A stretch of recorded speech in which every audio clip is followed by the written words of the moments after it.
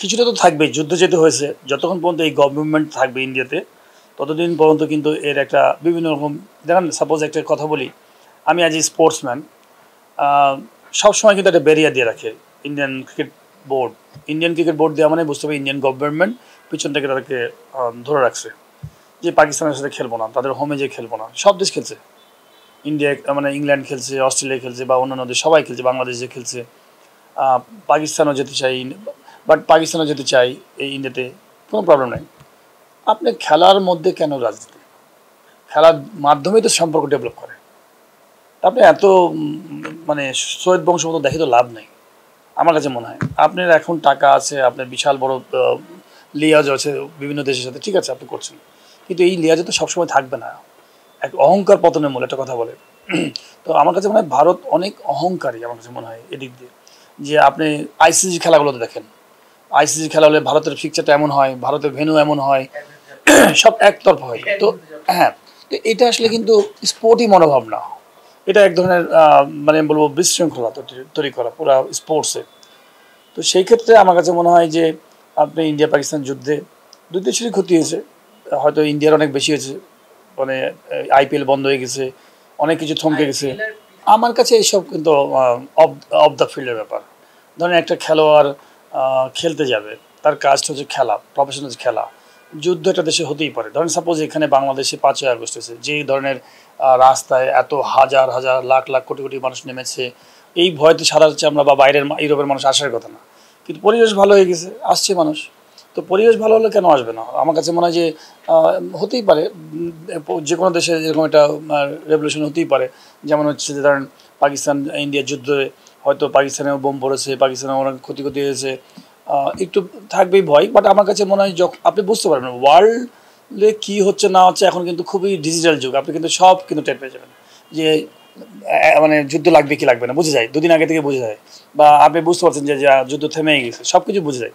এখন তারা যদি মনে করে যে আমরা রেডি আছি, আমরা ওয়েলকাম করতে পারি যে কোনো টিমকে, আবার আবার খেলা চালু করতে পারি, তাহলে আমার কাছে মনে হয় যে আমাদের দায়িত্ব হচ্ছে এক নিউট্রাল দেশ হিসেবে যে সবাইকে সাপোর্ট করা, খেলাধুলার মাধ্যমে সম্পর্ক গড়ে তোলা।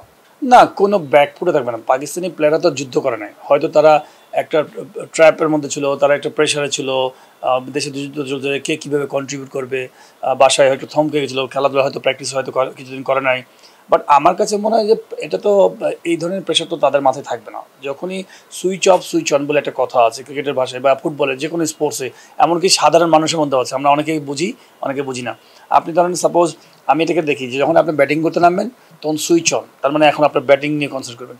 আপনি আউট হয়েছেন, আউট হয়েছে, আপনি সারাক্ষণ চিন্তা করতে লাভ নাই, সুইচ অফ। আমি আমার নিজের নর্মাল রিল্যাক্স থাকি, সমাধান করি কীভাবে এটা থেকে বেরিয়ে আসবো ভালো পারফর্ম করার জন্য। তো আমি আমি আমি ফিল্ডিং কিপিং টাইমে তাই করতাম। কিপিং তো কিন্তু আসলে 90 ওভার টেস্ট ম্যাচে কিপিং করা লাগে না। সবাই ভাবে যে 6 ঘন্টা কিপিং করা লাগে, 6 ঘন্টা দেখতে লাগে কিপিং, কিন্তু আপনি যদি একটা বলকে যদি 2 সেকেন্ড করে ধরেন, 2 সেকেন্ড আমি মনোযোগ দিব, বাদ বাকি সময়টা আমি মনোযোগ দেবো না, তাহলে খেলাটা কিন্তু খুব বেশি হলে আপনি ধরেন হয়তো 20 মিনিট খেলছেন সারাদিনে, বা 30 মিনিট খেলছেন, কিন্তু আসলে দেখতে ডিউরেশন অনেক বড়, কিন্তু মনোযোগটা থাকছে আপনি শুধুমাত্র ওই 2 সেকেন্ড পার বল।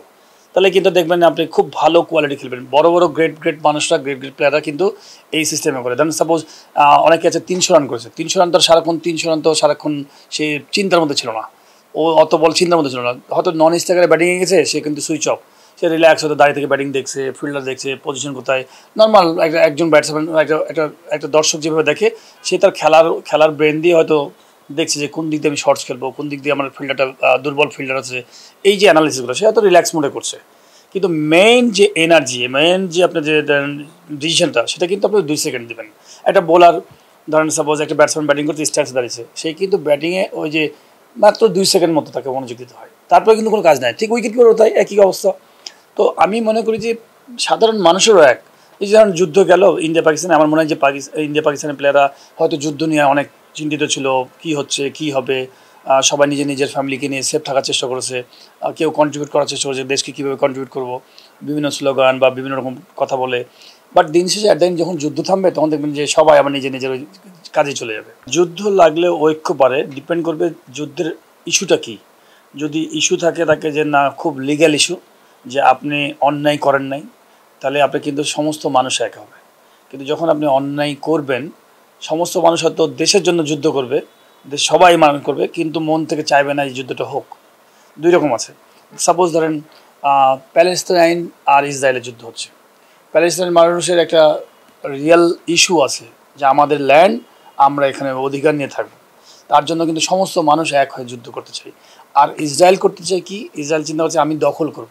তো ওখানে কিন্তু অনেক ভালো মানুষও আছে সৈন্যের মধ্যে, হয়তো দেখা গেলো যে তার অর্ডারের কারণে তাই করতে হচ্ছে। তো পার্থক্য হচ্ছে দুই রকম। তো এখানে ধরেন ভারত এবং পাকিস্তানের মধ্যে যেটা আছে, যে ইস্যুটা ছিল পেহেলগামে যে ঘটনাটা, সেটা তদন্ত না করে শুধু ব্লেম দিয়ে পাকিস্তানকে ব্লেম করে আপনি পাকিস্তানের যুদ্ধ লাগিয়েছেন। পাকিস্তানের মানুষ তো ওটা কখনোই মেনে নেয়নি, এবং পাকিস্তানের সরকারও মেনে নেয়নি, না তোমরা তদন্ত করো। তারা তদন্তের মধ্যেও কিন্তু ভুল গ্যাপ দেখা গেছে। বিকজ আমার নিজেরও একটা এক্সপিরিয়েন্স আছে পেহেলগাম। আমি তো কাশ্মীরে গেছি গত 3 বছর আগে। কাশ্মীর এমন একটা জায়গা, আমি যতদূর জানি যে ওখানে 14 লাখ সৈন্যের মধ্যে 8 লাখ সৈন্য থাকে ইয়েতে পেহেলগামে, কাশ্মীরে। এই প্রত্যেক 50 গজ পর একটা করে আর্মি দাঁড়িয়ে থাকে সব রাস্তায়। তা আপনি কোথায় আপনি জঙ্গি আসবে ওখানে?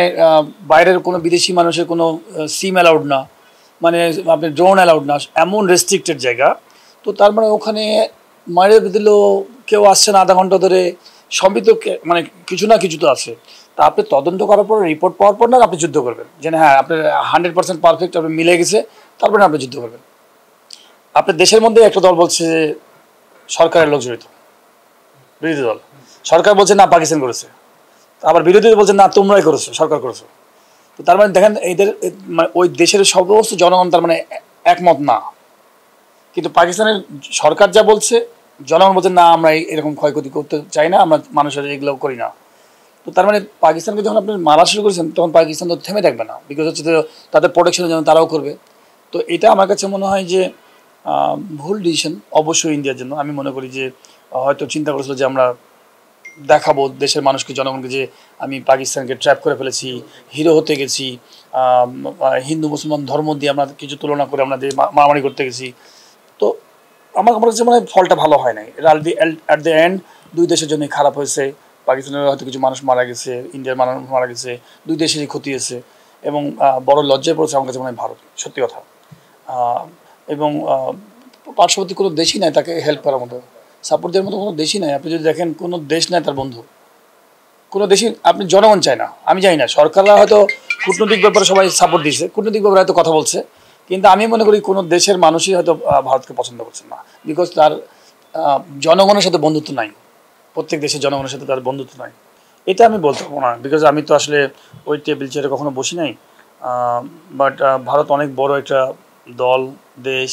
তারা অনেক সময় নিজের মতো করে, নিজের মন মতো করে ফেলে যে না আমরা খেলবো কি খেলবো না, বিভিন্ন ইস্যু, কিছু করার থাকে না ছোটো দলগুলোর। তো আমি মনে করি যে খেলার মাঠে এগুলো থাকা উচিত না। আমার মনে হয় যে সবাইকে নিয়েই খেলা এবং সবাইকে বড় করার দায়িত্ব হচ্ছে বড় বড় দলগুলো, নাহলে কিন্তু ক্রিকেটটা আলটিমেটলি জনপ্রিয়তা আলটিমেটলি হারা যাবে। আপনি যদি দেখেন ক্রিকেট কিন্তু অনেক জনপ্রিয়তা কমে গেছে। আপনি যদি সত্যিকার অর্থে যদি দেখেন যে অনেক দেশ আলটিমেটলি পিছন দিকে চলে গেছে। জিম্বাবুয়ের মতো টিমে এখন প্লেয়ার খুঁজে পাওয়া যায় না, কেনিয়ার মতো টিম হারিয়ে গেছে, শ্রীলঙ্কার মতো টিমের খুব বাজে অবস্থা। ওয়ার্ল্ড ক্রিকেটে কয়েকটা দেশ এখন খুব ভালো অবস্থা আছে, যারা এখনও ক্রিকেটটা খুব ভালো কন্টিনিউ করছে, একমাত্র India, Australia, England, New Zealand, South Africa okay. বাদবাকি টিমগুলো কিন্তু ওইরকম আর ইয়াটা নাই, যে মানে হেভি মানে মার্কেটটা ডেভেলপ করার কথা, অনেক ডেভেলপ করার কথা, সেই জায়গাটা হারিয়ে যাচ্ছে। অনেক টি-20 খেলা হচ্ছে, এই খেলাতে চলে যাওয়াতে ওরা দেশের ইয়াগুলো অবকাঠামোগুলো আর গড়ে উঠছে না।